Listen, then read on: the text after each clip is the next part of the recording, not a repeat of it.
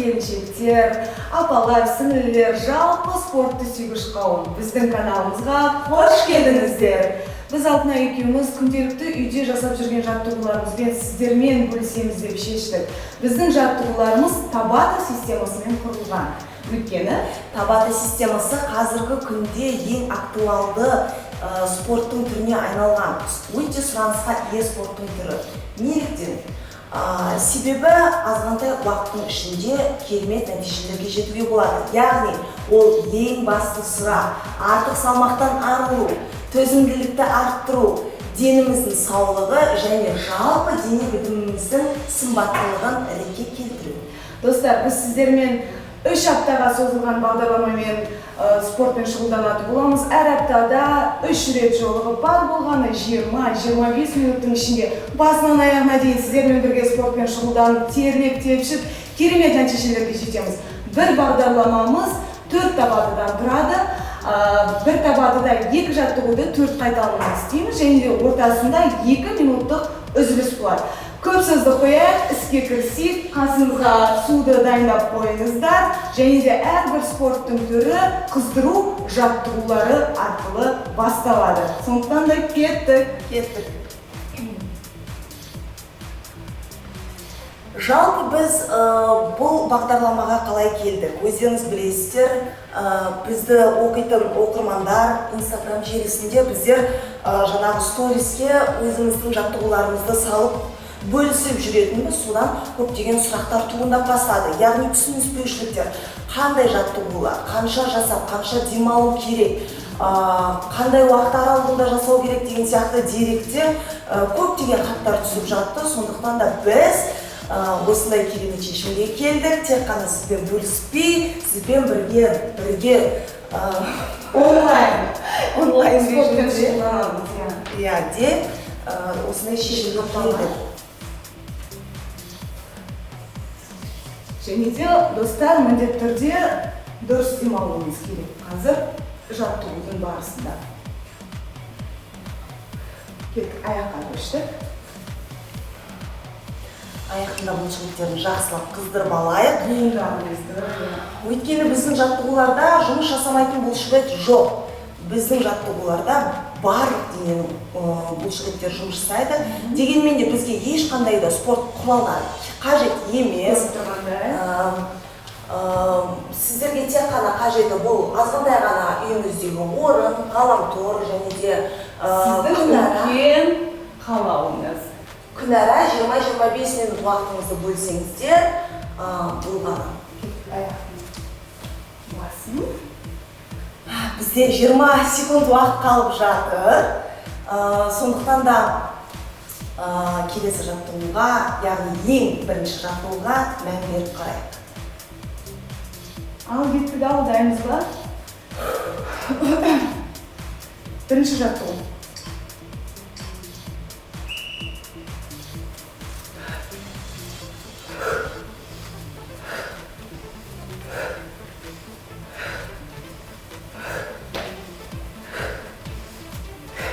Дұрыс демалуды ұмытпаймыз, достар.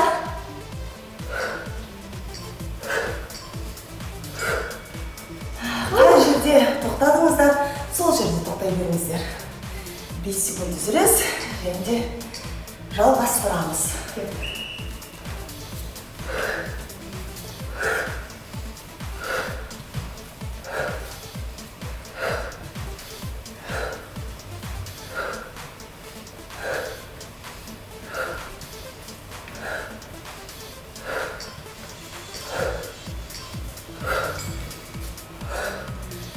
Төмен отырған кезде арқамызды тік ұстаймыз.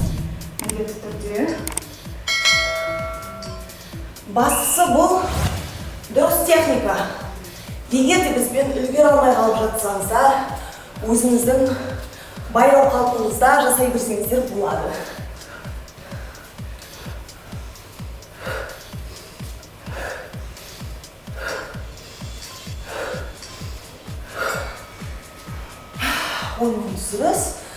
Он секунд үзіліс. Және де осы жаттығуды соңғы рет қайталаймыз. Кеттік.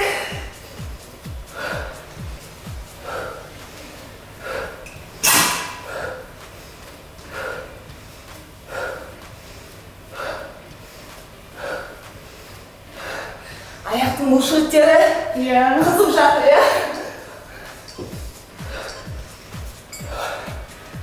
Қазір келесі жаттығу. Оны да 4 қайталап істейміз. Кеттік.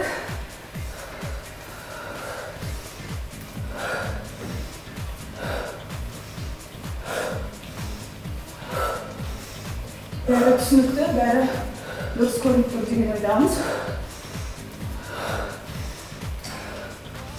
Арқамызды тік ұстаймыз. Демалуды ұмытпаймыз. Және отырған кезде дене алға емес, артқа емес, тізе өте тік болу керек. Кеттік.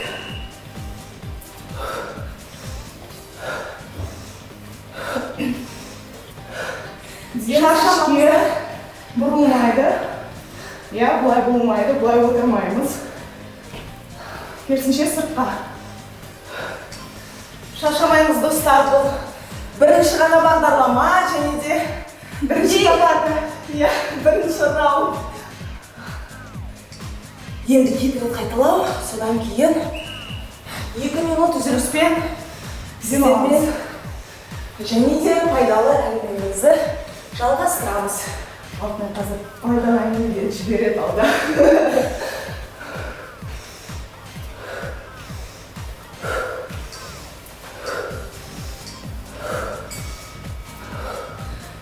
Менде жамбас бұлшықтері өте жақсы жұмыс жасап жатыр.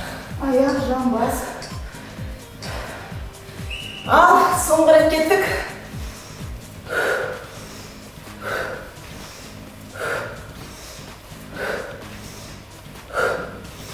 Отырған кезде өкшені сеземіз.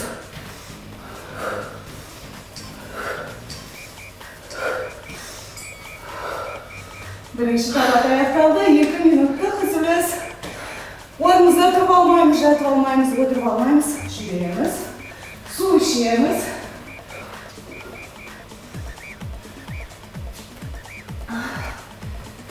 Сіздермен бірге шұғылдану бір ләззат деп айтсақ болады, өйткені біз үшін қызық, сіздер үшін де қызық, иә? Онлайн режимде. Және де жалпы достар, бұл спортқа қалай келдіңіздер? Яғни алда күтіп тұрған бір мерекеңіз бар ма? Әлде біреу күйеуге шығайын деп жатыр? Әлде біреу Ғашық болып қалды, иә? Немесе алда жаз демекші, қандай мақсатпен келдіңіздер? Соны комментарийда жазып бөлісе отырыңыздар. Мысалы, біз бұл жаттығуларды жаңағы мерекелердің алдында, үлкен сахнаға шығудың алдында, немесе ең біз үшін маңызды жаңағы жұмыстардың бірі бұл бейнебаянның алдында осы табаты жаттығуларын жасап, тез-тез өзіміздің денемізді тонусқа келтіреміз. Біздер күнделікті бір аптаның немесе 10 күннің ішінде қоймай осы спорт жасаймыз. Үйде сол кезде біз келген нәтижелерді жетеміз. Ең бастысы бұл әрине артық салмақтан арылу. Иә, бізде де ондай мәселе өте жиі туындап тұрады. Бізде 30 секунд уақыт қалды. Кеттік кішкене демалайық, иә? Қолымыз жоғары. Денемізді босаңсытамыз. Тағы да 10 секундтай уақыт қалды, достар. Экранға мән береміз. Қандай жаттығудан басталатынын. Келесі жаттығу. Ал кішкене сені қыздырынып алайық.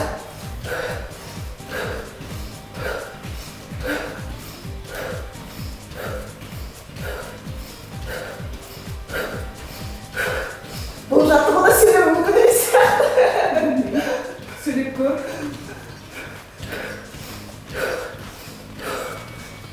Жалпы бұл жаңағы ақтайым деген адамдарға осылай секіріп жасаған жаттығулар өзінің көмегін қатты тигізеді. Қатты жоғарыға секірмейміз. Бастысы техника. Біздің жасап жатқанымызда мән беріп, тура осылай қайталауға тырысып көрейік, достар.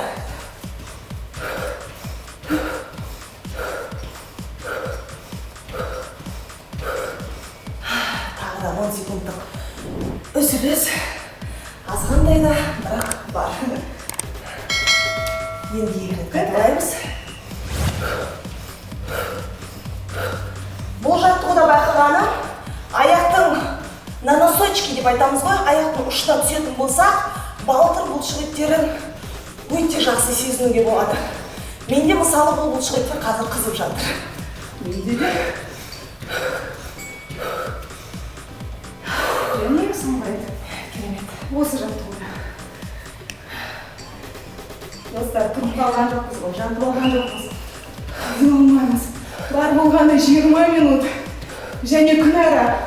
Бұл спортқа көп емес уақыт бөлемін. Өйткені егер де залға барып шұғылданатын болсаңыздар, ол жерде кем дегенде 1-1,5 сағат жүресіздер. Әрине, зал туралы айтпақшы болса, қазір келесі үзілісте айтып берейік, иә? Ал келесі жаттығуға дайындаламыз. Землі жерде. Касание плеч. Я?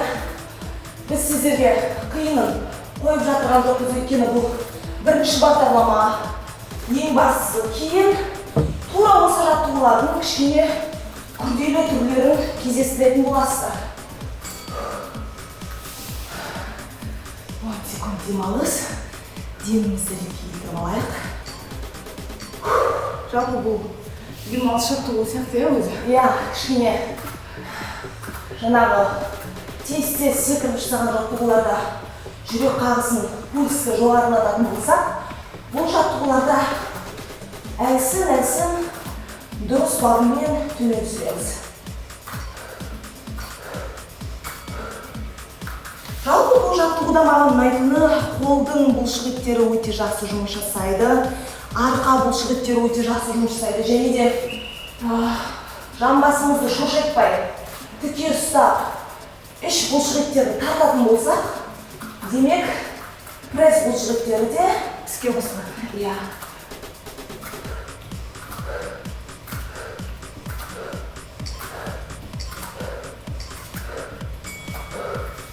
Мен үшін кішкене бұл жаттығу жеңілдеу.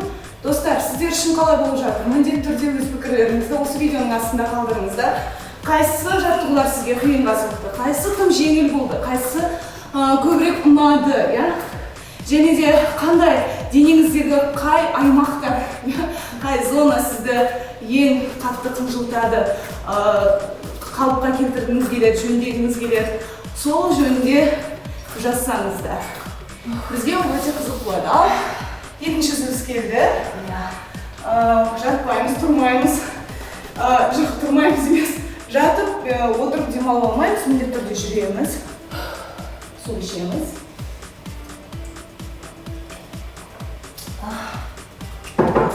Жаңағы айта кететін бір жай, бұл әрине алтын екеуміз кәсіби тренер емеспіз. Бірақ қалай болғанда да кішкентайымыздан біз биге әуес болып, спортқа әуес болып өстік. Осы күнге дейін біраз кәсіби жаттықтырушылардан дәріс алдық, сабақ алдық, сондықтан да мұның барлығы өте сондай үлкен тәжірибеге жинақталды, және де біз осы тәжірибемізбен барынша сізге пайдалы болу үшін бөлісеміз деп шештік. Сондықтан да бұл біздің шешіміміз туралы да комментарийда жазып кетсеңіздер болады. Бізбен бірге айналысып жүрген адамдар осындай плюс деген белгіні қойып кетсеңіздер, біз кіммен шұғылданып жатырмыз, қанша адаммен шұғылданып жатырмыз, соны қарап бақылап отыратын боламыз. Және міндетті түрде біздің YouTube каналымызға келіңіздер, достар. Астындағы қоңырауды басып қойсаңыздар, келесі біздің бір күннен кейін шығатын бағдарламамыз сізге хабарлама, ескерту болып келіп тұрады, және де міндетті түрде өткізіп алмайсыздар, бізбен бірге айналысасыздар. Себебі кей кезде желі қуып жатады, дұрыс істемей жатады, ютубқа кіре алмай жатамыз. Сондай кездерде жіберіп алмауларымыз үшін бұл өте маңызды қоңырауға басып қояйық. 20 секунд уақыт қалды. Үшінші раундтың басы, үшінші табатының қандай жаттығу екеніне мән беріп экранға қараймыз. Дайынбыз ба, достар? Қалайсыздар? Естілмейді!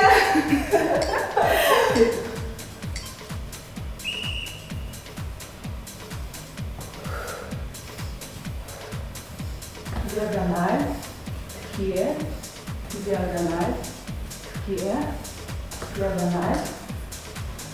Бұл жаттығуда аяқ бұлшықеттері, жамбас бұлшықеттері өте жақсы жұмыс жасайды. Яғни байқағанымыздардай біздің табатыларда біресе қол, біресе аяқ, біресе іш бұлшықеттері, тіпті арқа, балтыр бұлшықеттері, яғни бүкіл денеміз. Өте жақсы баланс ұстау.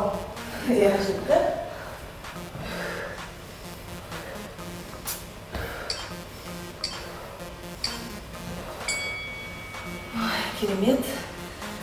Тағы да екі қайталау. Сосын преске көшеміз.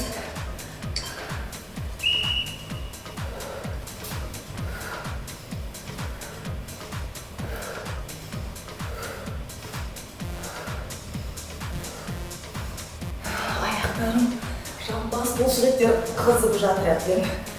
Яғни бұл өте жақсы жұмыс жасалып жатыр деген әңгіме. Және де соңғы қайталау.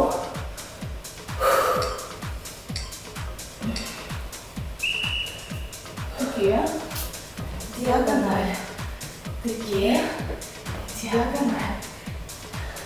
Күлімдеп тұруды ұмытпаймыз, өйткені бүгінгі күннен бастап ойымыздағы, арманымыздағы дене бітіміне бір саты қадам бастық деп ойласаңыздар болады. Келесі жаттығуға мән берейік.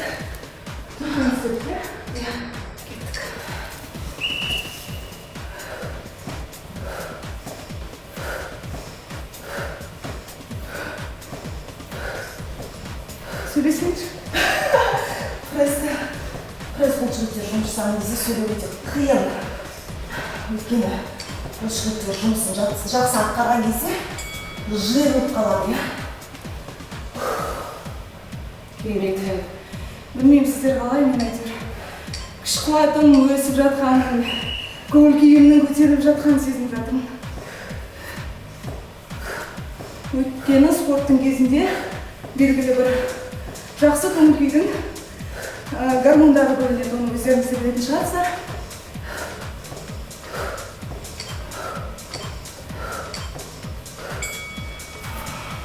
Бұл жерде байқасаңыздар тек қана іш бұлшықеттер емес, аяқта кішкене шаршап жатады, иә?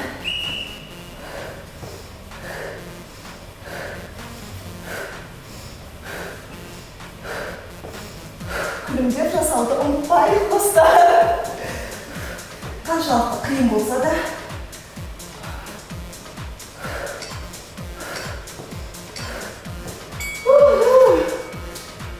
Және соңғы рет. Және бізде тағы да 2 минут үзіліске жақындап қалыппыз. Кеттік ал. 3 санайық. 4, 5, 6, 7, 8, 9, 10, 11, 12, тезірек, 13, 14, 15, 16, 17, 18, 19. Тағы да 2 минут. Үзіліс. Отырмаймыз, тұрамыз. Демімізді қалыпқа келтірейік, аз-маз су ішіп қояйық.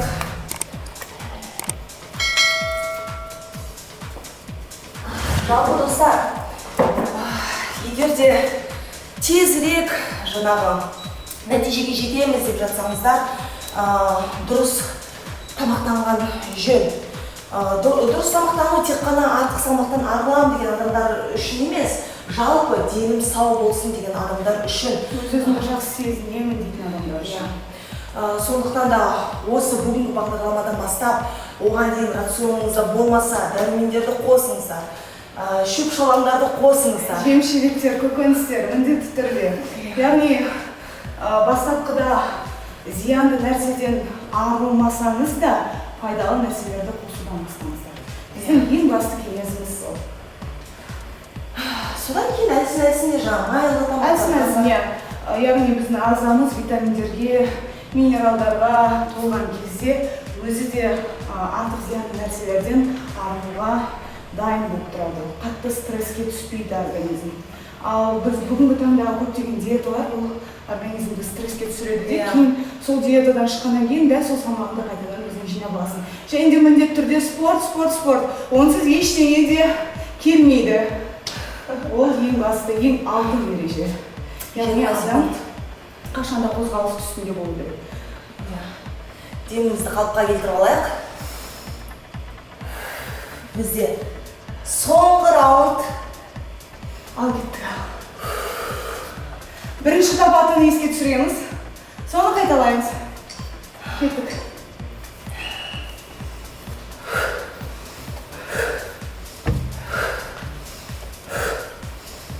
Шыны керек, мен қара терге түсіп кеттім. Білмеймін, мынау экран арқылы сіздерге ағып жатқан терім көрініп тұрма, көрінбей тұрма. Бірақ кәдімгідей сорпан бетіме шығып жатыр.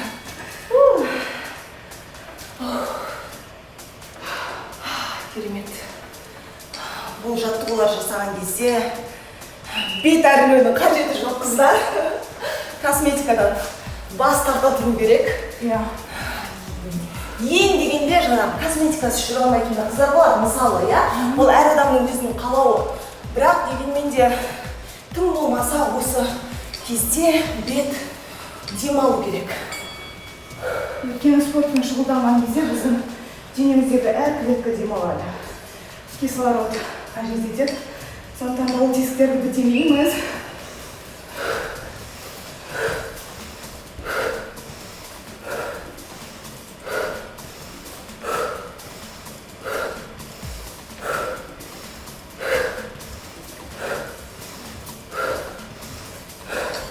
Шыны керек, шаршадым.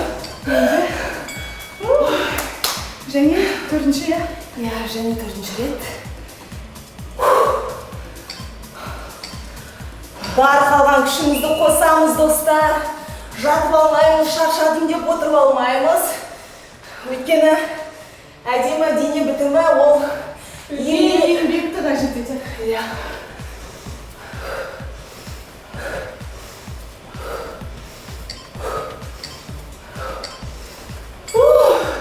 Біз қалай шаршадық? Аяғым кетті ме? Бетіп тұр еме. Ал еттік. Мүмкін жай приседание істейміз. Асықпай жасайық, достар. Өйткені біз шаршасақ, сіздер де шаршадыңыздар деген сөз. Негізі Табатыдан тіпті спорттық деңгейі ең мықты спортшылардың өздері шаршайды. 10 секунд демалыс, екінші қайталау. Кеттік.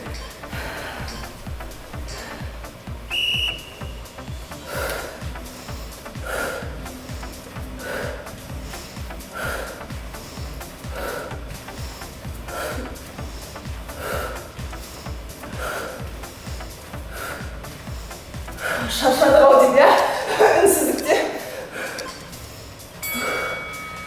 Достар, енді екі қайталау, содан кейін бізде бірінші бағдарлама соңына жетіп қалады. Ешқа жетіп қалдық.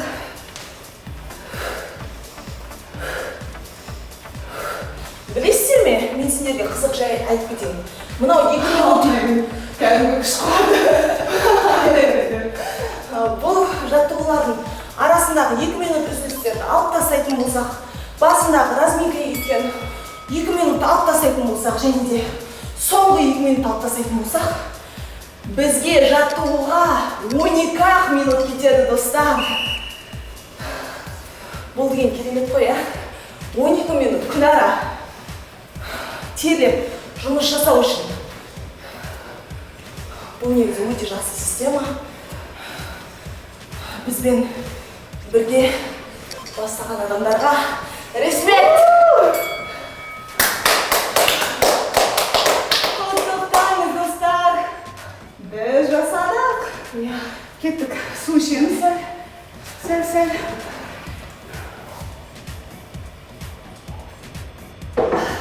Және әр жаттығуды біз міндетті түрде созу жаттығулармен аяқтаймыз. Кеттік. Жалпы, достар, негізі осы табата жаттығуларында білесіздер ме, зат алмасу процесі бұл өте жақсы жұмысына қарады. Яғни зат алмасу процесі тек қана жаттығулардың кезінде емес, кейінгі 24 сағаттың бойында өзінің жұмысын атқаратын болады. Сондықтан да бұл негізі шыны керек Алға аяғымызды созайық. таптырмайтын жаттығулардың бірі.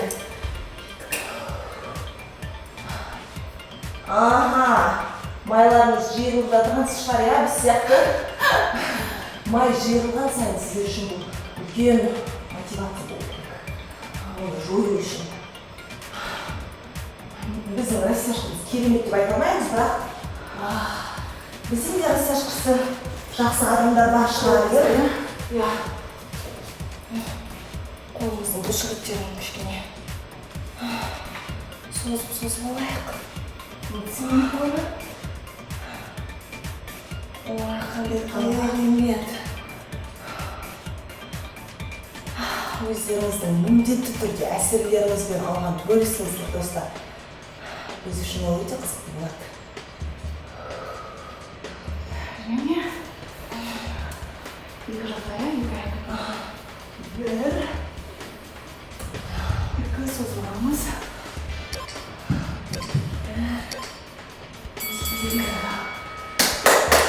Керемет, жарайсыздар, достар. Құттықтаймыз. Осымен біздің бағдарламамыз бірінші, бағдарламамыз өз мәресіне жетті.